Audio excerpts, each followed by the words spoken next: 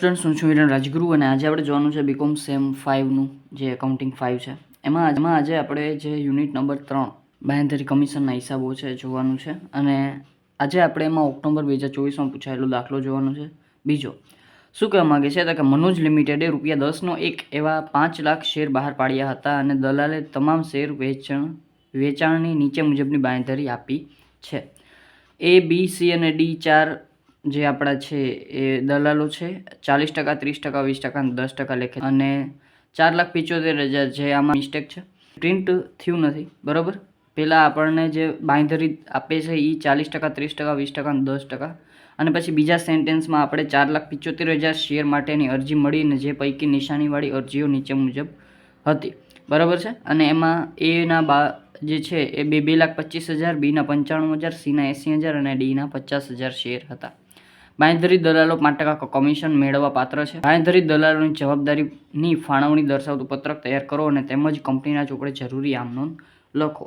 ચાલો, તો આપણને કહી દીધું છે કે ભાઈ આપણે છે એ દલાલોની જવાબદારી નક્કી કરવાનું છે અને આમ નોંધ કરવાની છે. તો પહેલાં તો આપણે પત્રક બનાવશું. બરાબર, તમને ખબર જ છે. તો આ પ્રકારનું આપણું કંઈક પત્રક છે. તમને ખબર છે કે બાંહેધરી દલાલોની જવાબદારી નક્કી કરતું પત્રક, એમાં વિગત ABCD અને કુલ. અને ચાલો, તો સૌપ્રથમ આપણને બીજું કંઈ કીધું નથી કે ભાઈ તમારે છે એ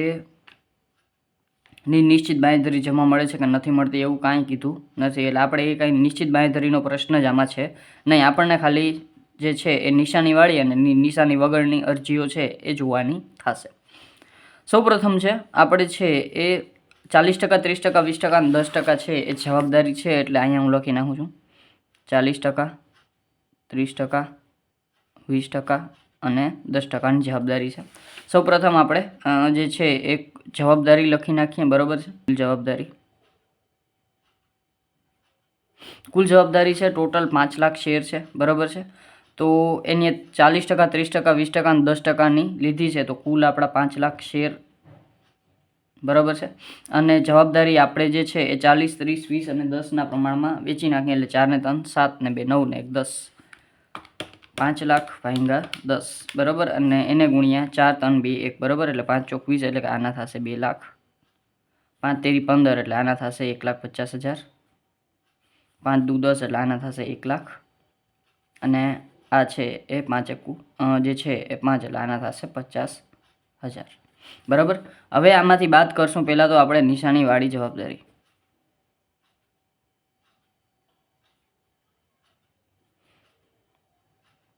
નિશાનીવાળી જવાબદારી શું? નિશાનીવાળી અરજી. ચાલો, તો નિશાનીવાળી અરજી આપણને કીધી છે કેટલી છે? તો કે આની છે 2,25,000, આની છે 95,000 બીની, સીની છે આપણી પાસે 80,000 અને આની છે 50,000. ટોટલની વાત કરી લઈ તો 2,25,000, 95,000, 80,000 અને 50,000 એટલે ટોટલ થશે 4,50,000. માઇનસ કરીએ અને નીચે આપણે આવશે 50,000 બાકી જવાબદારી. 50,000માં 50,000 જશે એટલે આને કાંઈ વધશે નહીં જવાબદારીમાં. 1,00,000માંથી 80,000 એટલે આની 20,000 વધશે. 1,50,000માંથી 95,000 એટલે 55,000 વધશે. બરાબર, પછી આ 2,00,000માંથી 25,000 એટલે આની આવશે એ આપણે વધારો આવશે 25,000નો. બરાબર છે, ચાલો 2,00,000માંથી 2,25,000 એટલે 25,000નો વધારો.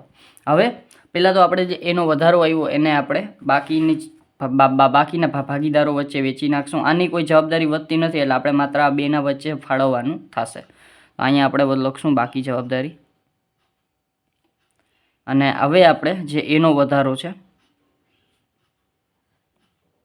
હવે જવાબદારી કોની વધે છે? તો કે આ બેની વધે છે. આની જવાબદારી પૂરી કરી નાખી એટલે આ બે વચ્ચે આપણે બી ને સી વચ્ચે 3/2ના પ્રમાણમાં ફાળવશું. બી અને સી વચ્ચે 3/2ના પ્રમાણમાં ફાળવતા. તો 25,000 આના તો પ્લસ થઈ જશે અને એ 25,000ને 3/2ના પ્રમાણમાં ફાળવી નાખીએ એટલે 25,000 ભાગ્યા 5 એટલે 5,000 એટલે 5 તેરી 15,000 અને 5 દુ 10,000. આ બેને વચ્ચે ફળવાઈ ગયા અને આને તો કાંઈ મળશે નહીં અને અહીંયા પણ કાંઈ આવશે નહીં. તો માઇનસ કરીએ, બરાબર, અને જે વધે એ આપણે અહીંયા વધે. આ 50,000 તો એમને રહેશે, બરાબર.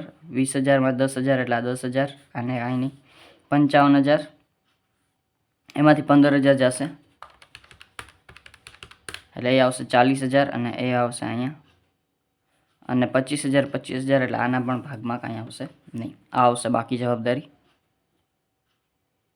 હવે આપણે નિશાનીવાળી અરજીનું કામ થઈ ગયું. હવે આપણે જે નિશાની વગરની અરજી છે બાદ કરશું.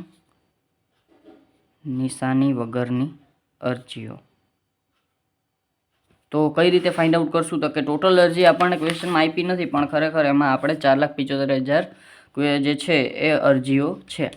તો 4,75,000 અરજીઓ આપણે છે એ લેશું, અને એમાંથી આપણે જે નિશાનીવાળી 4,50,000 અરજીઓ હતી એ માઇનસ કરશું, બરાબર. એટલે 25,000 છે એ શું હશે? તો કે નિશાની વગરની અરજીઓ, બરાબર. તો અહીંયા આપણે લખશું નિશાની વગરની અરજીઓ 25,000, બરાબર. જે આપણને ક્વેશ્ચનમાં ખરેખર પ્રિન્ટિંગ મિસ્ટેક છે. 4,75,000 જે છે કુલ અરજીઓ છે, એમાંથી આપણે નિશાનીવાળી 4,50,000 માઇનસ કરશું એટલે 25,000 આપણી નિશાની વગરની અરજીઓ આવશે, અને એને આપણે આ લોકોના જવાબદારીના પ્રમાણમાં ફાળવશું. તો જવાબદારીનું પ્રમાણ ભાગ્યા 10 કરશું એટલે થઈ જશે 2,500. 2,500 ને ગુણ્યા 4 ગુણ્યા 3 ગુણ્યા 2 ગુણ્યા 1, 25 ચોક 100 એટલે કે આને આવશે 10,000. 25 તેરી 75, 7,500. 25 દુ 50, 5,000, અને 25 એકુ 25, 2,500, બરાબર. અને ટોટલ થઈ જશે જે છે એ 25,000. માઇનસ કરશું એટલે અહીંયા આવશે 25,000. 2,500 એટલે આને 2,500 આપવાના થશે, બરાબર. આની કોઈ જવાબદારી નથી એટલે આના માઇનસ 2,500 થશે. 10,000 માં 5,000 જશે એટલે આ 5,000. પછી 40,000 માંથી 7,500 માઇનસ થાય એટલે 32,500, અને આના 10,000 કેવા થશે? માઇનસ થશે.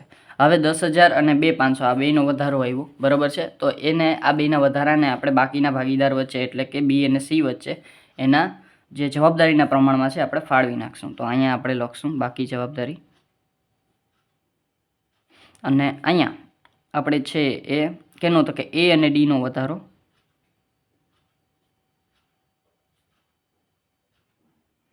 બી અને સી વચ્ચે કેના? તો કે જવાબદારીના પ્રમાણમાં ફાળવતા. ચાલો, તો ટોટલ થઈ જશે 10,000 પ્લસ 2,500, ટોટલ થઈ જશે 12,500, બરાબર છે. જે 12,500 છે હું અહીં લખી નાખું છું, 12,500 વધારો, બરાબર છે. તો એને આપણે કેના પ્રમાણમાં? તો કે આ બે વચ્ચે ફાળવવાના છે. તો અહીંયા આપણે પ્લસ 10,000 અને આને પ્લસ 2,500 આપી દઈશું. સોરી, 25,000 ને 2,500.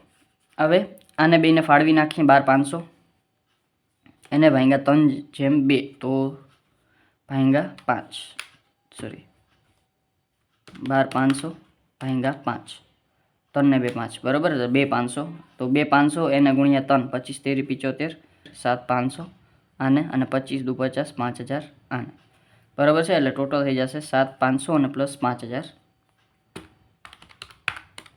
એટલે 12,500. ચાલો, તો આ બેનો ફોડવાઈ ગયા.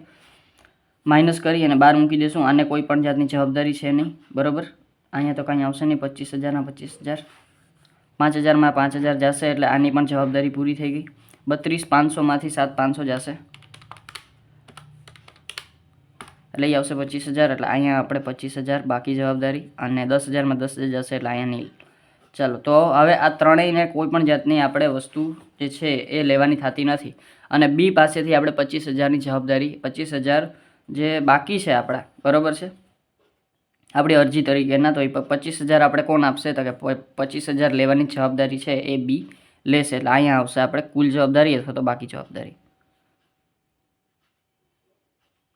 કુલ જવાબદારી આ ત્રણની કોઈ પણ જાતની નથી, પણ 25,000 શેર પૈકીની જવાબદારી કોની થશે? તો કે એ થશે આપણા બીની. એટલે બી આપણે 25,000 શેર ખરીદશે હજી.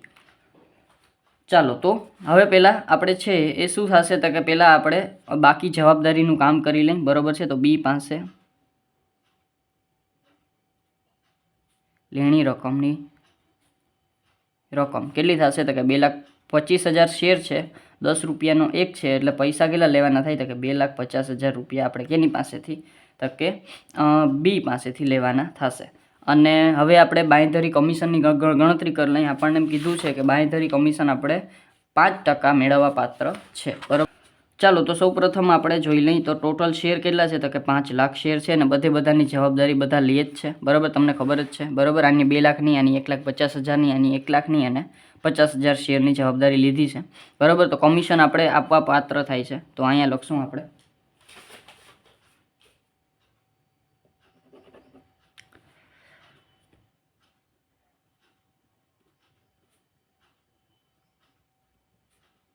કમિશનની ગણતરી.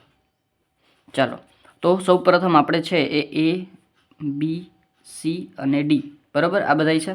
અને જો કમિશનની વાત કરી લઈએ તો 5 લાખ શેર છે, બરાબર. અને એને ગુણ્યા 10 રૂપિયાનો 1 શેર એટલે ટોટલ કિંમત કેટલી થઈ જાય? તો કે 50 લાખ રૂપિયા, બરાબર. અને એને ગુણ્યા 5% એટલે કમિશન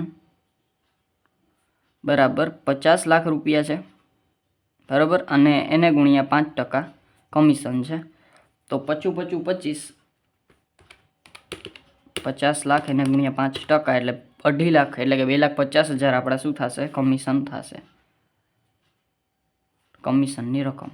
હવે કમિશનની રકમને આપણે છે એ કેમાં? તો કે ABCD વચ્ચે 4, 3, 2 અને 1ના પ્રમાણમાં એનું જે જવાબદારીનું પ્રમાણ છે એમાં ફાળવી નાખશું. તો એને ભાંગ્યા 10 એટલે 25,000 એટલે 25 ચોક 100 એટલે આને આપણે દેવાનું થશે. આ હું ડાયરેક્ટ ગણતરી કરું છું, બરાબર છે. એટલે કે 25 ચોક 100 એટલે કે 1 લાખ રૂપિયા આને કમિશન દેવાનું થશે, બરાબર. પછી 25 તેરી 75,000 આને કમિશન દેવાનું થશે. 25 દુ 50,000 આને કમિશન દેવાનું થશે. અને 25 એકુ 25,000 આને કમિશન દેવાનું થશે, બરાબર. એટલે કે આટલું કમિશન આપણે બધાને ચૂકવવાનું છે, બરાબર. એને 1 લાખ, બીને 75,000, સીને 50,000 અને ડીને 25,000. હવે આપણે ચૂકવણી કેટલી કરવાની છે? કોને? બરાબર. હવે જે બી છે ને એની પાસેથી આપણે 25,000 શેર પૈકીના પૈસા માગીએ છીએ, બરાબર છે. કેટલા? તો કે 2,50,000 રૂપિયા આપણે બી પાસેથી માગીએ છીએ અને એને ચૂકવવાના છે જે છે એ 75,000, બરાબર છે, દલાલીના. આપણે એને ચૂકવશું નહીં, પણ 2,50,000માંથી 75,000 રૂપિયા બાદ કરી દેશું અને જે પૈસા વધશે એ પૈસા આપણને ચૂકવશે, બરાબર છે. ચાલો તો પહેલાં તો બીને દલાલ એ, સી અને ડીને આપણે બધા પૈસા છે એના થઈ ગયા છે, એટલે એને આપણે કમિશનની ચૂકવણી કરશું.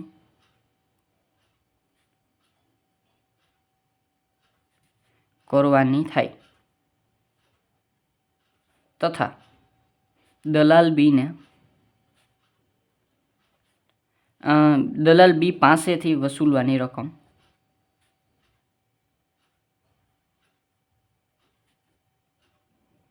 રકમ બરાબર આપણે છે એ અહીંયા આપણે લખી નાખીએ દલાલી માંથી આપણે છે એ વસૂલાતની રકમમાંથી આપણે દલાલી માઇનસ કરશું, કારણ કે વસૂલાતની રકમ વધારે છે.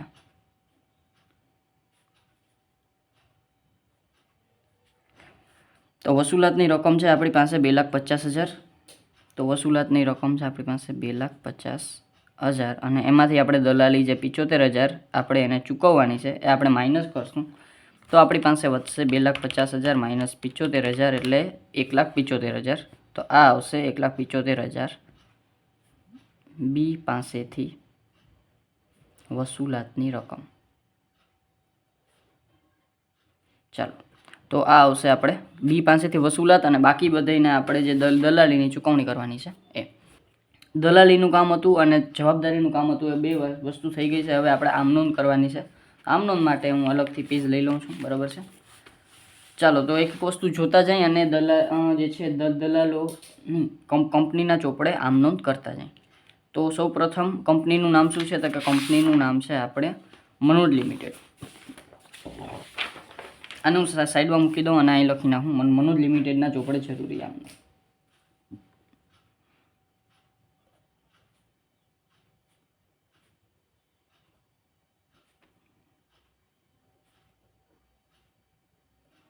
ચાલો, તો આમાં આપણે પહેલાં તો શું છે તો કે ભાઈ જે અરજી વખતે નાણાં મંગાવે છે, બરાબર, પેલું શેર અરજી વખતે નાણાં મળે ત્યારે. ચાલો, તો અરજી વખતે નાણાં મળે છે આપણને, બરાબર, તો આપણે લખશું બેંક ખાતે, બરાબર. તો બેંક ખાતે નાણાં આવે છે એટલે ઉધાર, અને તે શું છે તો કે આપણે શેર અરજી ખાતે, બરાબર, તે શેર અરજી ખાતે, કારણ કે શેર અરજી ખાતેથી નાણાં આપણા આવે છે. અને પૈસા કેટલા આવે છે તો કે નાણાં આવે છે આપણા, ક્યાં ગયા, 4,75,000ની અરજીઓ મળે છે, બરાબર. એટલે 4,75,000 એને ગુણ્યા 10 એટલે કે 47,50,000, બરાબર. 47,50,000 આપણને મળે છે, બરાબર, બંનેમાં.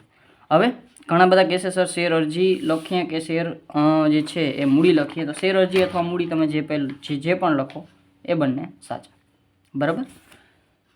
બીજા નંબરમાં આપણે દલાલીની નોંધ કરી નાખીએ, જે દલાલોને આપણે દલાલી ચૂકવવાની છે, બરાબર. ચૂકવી નથી, માત્ર નોંધ કરવાની છે, બરાબર. તો અહીંયા આપણે બાંયધરી દલાલોને ચૂકવવા પાત્ર દલાલીની નોંધ કરતા. ચાલો, તો બાંયધરી દલાલોને ચૂકવવા પાત્ર હજી ચૂકવી નથી, બરાબર છે. બાંયધરી કમિશન ખાતે, કમિશન અથવા દલાલી, બરાબર છે. બાંયધરી દલાલી અથવા તો બાંયધરી કમિશન ખાતે ઉધાર, તે દલાલ એ ખાતે, તે દલાલ બી ખાતે, તે દલાલ સી ખાતે અને તે દલાલ ડી ખાતે. કેટલા નાણાં ચૂકવવાના છે તો કે ટોટલ હતી આપણે 2,50,000ની અરજીઓ, 2,50,000 ટોટલ આપણે રકમ જે ચૂકવવાની હતી, બરાબર છે. અહીંયા આપણે ગણતરી કરી હતી, 2,50,000 કમિશન હતું, દલાલી હતી. અને અહીંયા આપણે છે એ બધાને ફાળવ્યા હતા, તો કે આના ભાગમાં આવ્યા હતા 1 લાખ, આના ભાગમાં આવ્યા હતા 75,000, આના ભાગમાં આવ્યા હતા 50,000 અને આના ભાગમાં આવ્યા હતા 25,000. હવે આપણે નોંધ કેની કરવાની છે તો કે ધરી દલાલ બી પાસેથી જે 2,50,000ના શેર આપણે હજી લેવાના છે, બરાબર. 25,000ના શેર છે, બરાબર. 25,000 શેર છે અને 2,50,000 નાણાં છે.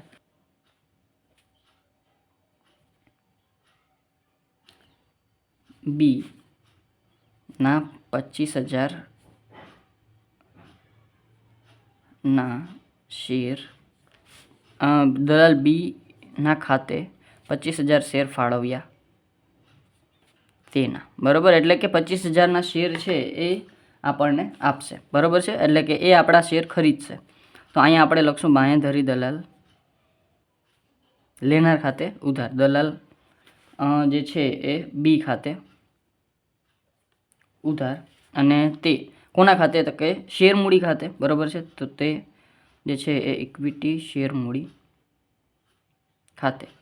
કેટલાના શેર છે તો કે 25,000ના 10 રૂપિયા લેખે એટલે 2,50,000ના શેર એ ખરીદશે. જો કે આ બીજા નંબરની નોંધ છે, પણ આપણે વાંધો નહીં, ત્રીજા નંબરે કરીએ, બરાબર. પહેલાં આપણે 47,50,000ના અરજીના આવ્યા, બરાબર છે. પછી આપણે જે દલાલ લેશે, બરાબર, એની જવાબદારી લીધી છે એટલે લેવાનું જ છે. પછી બીજા નંબરમાં એ લેશે, બરાબર, 2,50,000ના શેર. પછી આપણે દલાલીની નોંધ કરી લઈ. પછી હવે આપણે જે વસૂલાત અને ચૂકવણી છે બાકી, બરાબર, એની નોંધ કરી લઈ. તો ચોથા નંબરમાં સૌ પ્રથમ આપણે છે એ વસૂલાત કરશું ને પછી ચૂકવણી કરશું. આપણે ડાયા બહુ છે, બરાબર છે. એટલે આની વસૂલાત કરશું આપણે 1,75,000ની બી પાસેથી. એટલે આપણી પાસે પૈસા આવે છે, બરાબર. તો પહેલાં આપણે બી પાસેથી લેણી નીકળતી રકમ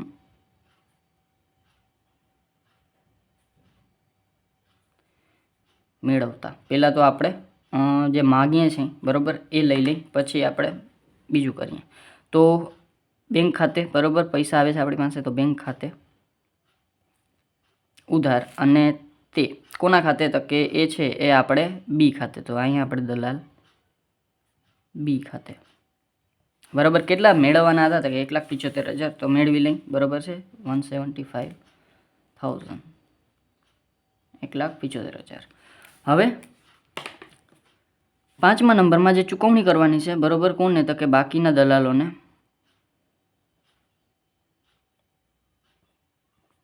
કમિશનની ચૂકવણી અથવા તો પતાવટ કરતા, કમિશનની ચૂકવણી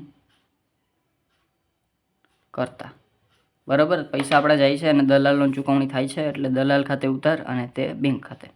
તો અહીંયા આપણે જે છે એ બાંયધરી દલાલ